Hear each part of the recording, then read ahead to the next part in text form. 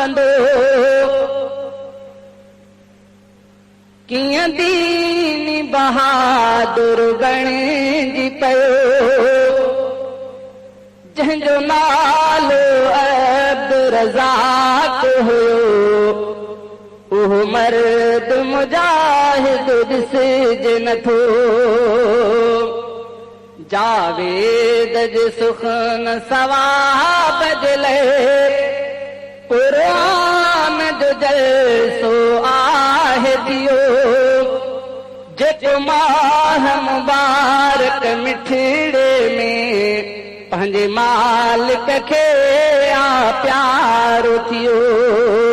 जेको माह मुबारक में मिठड़ो पंहिंजे मालिक खे प्यारो थियो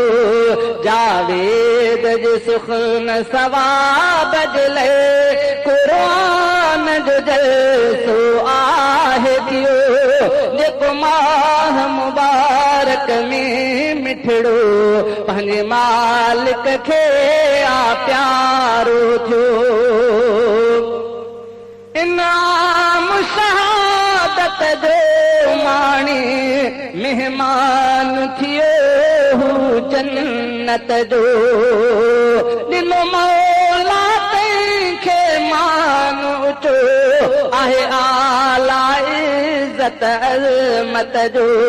मस्जिद जो ख़ास मुजाहिद हो अल्लाह उन्हीअ खां राज़ी थियो जेको माह मुबारक में मिठड़ो पंहिंजे मालिक खे प्यारो थियो जावेद जे सुखन सवाब जे लाइ क़ुरान जो जलसो आहे थियो जेको माह मुबारक में मिठड़ो पंहिंजे मालिक खे प्यारो थियो असहाब नबीअ जे सिपाहिन मां जावेद बि हिकिड़ो सिपाही हो असहाब नबीअ जे सिपाहिन मां जावेद बि हिकिड़ो सिपाही हो हुयो पाक मशीन जो मुहसिन हिन राह जो राही हो ऐं शान खणी हू शाही वियो बख़्शिश जे ॾहे में घोर थियो जेको माह मुबारक में मिठड़ो पंहिंजे मालिक खे प्यारो थियो जावेद जे सुखन सवाब जे लाइ क़ुरान जो जलसो आहे थियो जेको माह मुबारक में मिठड़ो पंहिंजे मालिक खे प्यारो थियो जंहिं संबत कई सिहरीअ ख़ातिर सॼे ॻोठ खे पाण उथारण जी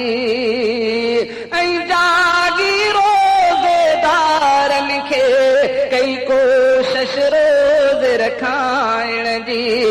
इन पाक इरादे सां जानिब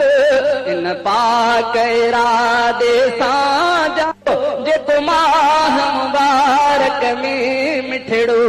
पंहिंजे मालिक खे प्यारो थियो जावेद जे सुखन सवाब जे लाइ क़ुरान जो जलसो आहे थियो जेको माह मुबारक में मिठड़ो पंहिंजे मालिक खे प्यारो थियो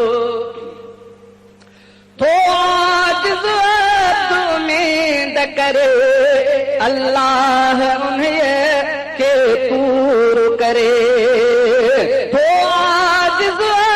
उम्मीद करे अल्लाह उन्हीअ खे पूरो करे जावेद खे जन्नत में घर दे इहा मालिक उन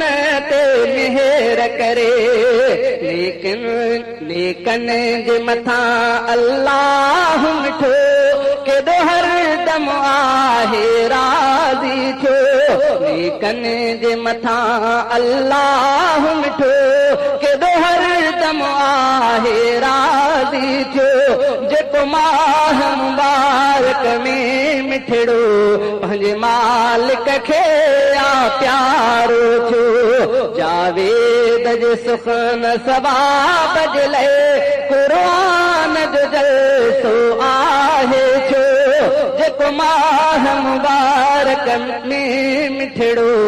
पंहिंजे मालिक खे